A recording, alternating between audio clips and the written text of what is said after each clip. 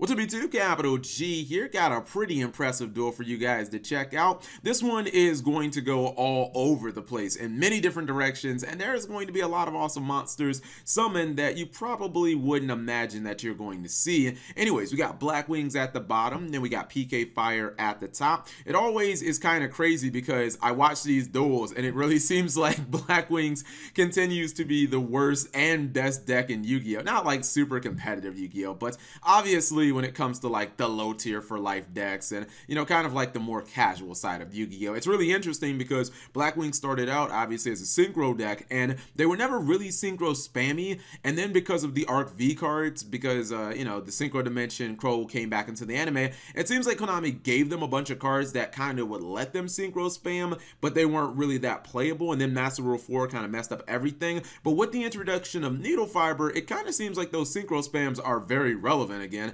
Obviously, Steam the Cloak has already been hit in the OCG. PK Fire, on the other hand, I mean, I think it's better than actually Pure Burning Abyss. I don't think Pure Burning Abyss is that good, pre or post Cherubini. I think Cherubini is a good card, but it just really doesn't fix Burning Abyss's problem. Or no, it doesn't fix all. It doesn't fix the problems enough for them to be like a super great deck. Burning Abyss just doesn't have the control it used to. Anyways, you're seeing Steam the Cloak.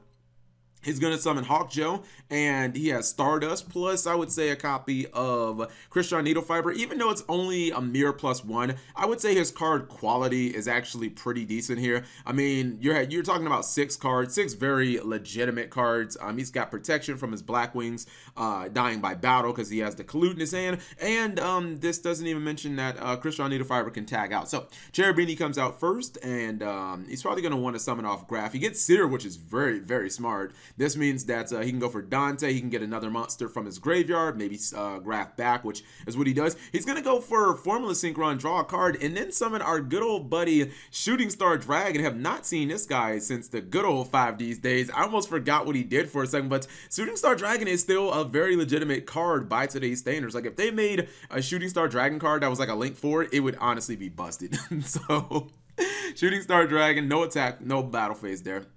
Shooting Star Dragon is going to activate its effect. Now this means because he revealed multiple tuners, I believe he can attack twice, which means he can definitely do some good damage here, as he does 4,300 just with that one card, and he actually clears out the Burning Abyss players, well, I guess PK Fire players' entire board. Now I don't really get this. He goes for Twin Twister on just the Black Whirlwind. I thought maybe he just wanted something in the graveyard, but he must have forgotten that Shooting Star Dragon is, you know, it's made from Stardust Dragon, bro. Like, it can definitely stop destruction effects. So Twin Twister is not going to resolve. He will do some burn damage with Barbar, but that's pretty much the consolation prize there, as he didn't really get a lot of value out of that. It's fine. He is going to summon his PKs back, and he's going to go for Phantom Knights of Breaksword. This is really kind of just used to bait Shooting Star Dragon, but Shooting Star Dragon is going to accidentally trigger it because it is destroyed. That means he can go for Dark Rebellion Exceed Dragon. He can steal a bunch of attack. He's going to rank him up to Requiem Dragon. This means that when he tries to attack and Shooting Star tries to negate it, he can negate the negate, and now he can whoop out, or he can do a ton of actual battle damage. But the Collude is going to save him a little bit of life points. I wouldn't have used the Collude. I just would have eaten the damage, but it's okay, I guess. Phantom Knights of Breaksword is going to stop Rakiri, or excuse me, Hawkjoe. I get those two mixed up all the time. Going back for Needle Fiber, and this time he's going to activate Steam the Cloak again. Okay, it's going to summon Armor Master, which again you never see anymore in Black Wings. And he's doing that, if you're wondering why the Armor Master is ramming into really big monsters, it's because he wants to give those monsters the counter. Armor Master cannot be destroyed by battle. You also don't take any damage. So basically what he's trying to do here is he's trying to put counters on it, because Armor Master in the following turn can actually remove a counter, and then your monster becomes 0 attack. You can run it over. So he has to deal with that. Once again, he's going after those Black Whirlwinds so hard. I just don't get that, but hey, it's fine. I think he's doing more burn damage with Barbar. Okay, and he's going to get rid of the token. Could have summoned a Link Karibo there. Maybe he doesn't play it. Allure Darkness for, well, just, I guess, to get rid of the Chris out of, to get the Chris out of his hand. He is able to get rid of the Requiem Dragon, but he's getting rid of these monsters extremely slow.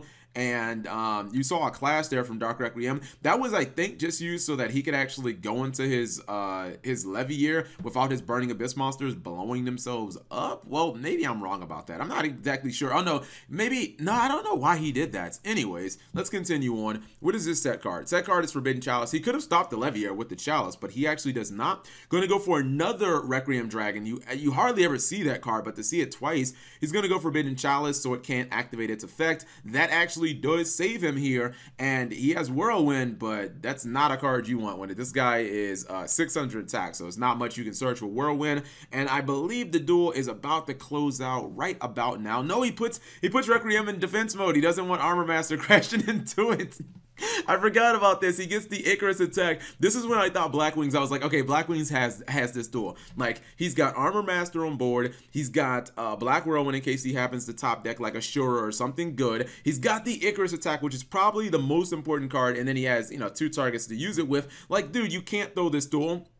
As soon as he summoned those 2 Burning Abyss monsters, neither one of them like really do anything if they're blown up. I don't understand why he didn't rip the Icarus attack using this guy right here, Harmattan the Dust. And just, I mean, even if he activates the copy of Libic, okay, he summons a Rubik in defense mode doing nothing. Like, he already used Searing Grab, but he lets him go for Dante, which opens up a whole can of worms because now he gets to use Phantom Knights of Fogblade from the graveyard, and it's kind of a little too late now. Feel like he should have never let him actually get that Dante on board. That was a mistake, and even though Graf's gonna blow itself up, he does get his copy of Phantom Knights of Breaksword back. He leaves him with 100 life points, and now it's all the top decking, but he gets another copy of that Manhattan, Harmattan, and that card is pretty much dead, and he can just end the duel. So yeah, sometimes I really do feel these Blackwing players just throw these games super hard, but I don't know. Yeah, it has to be them, just maybe not the deck, because they're in positions to win these duels, and then somehow they just end up throwing them. But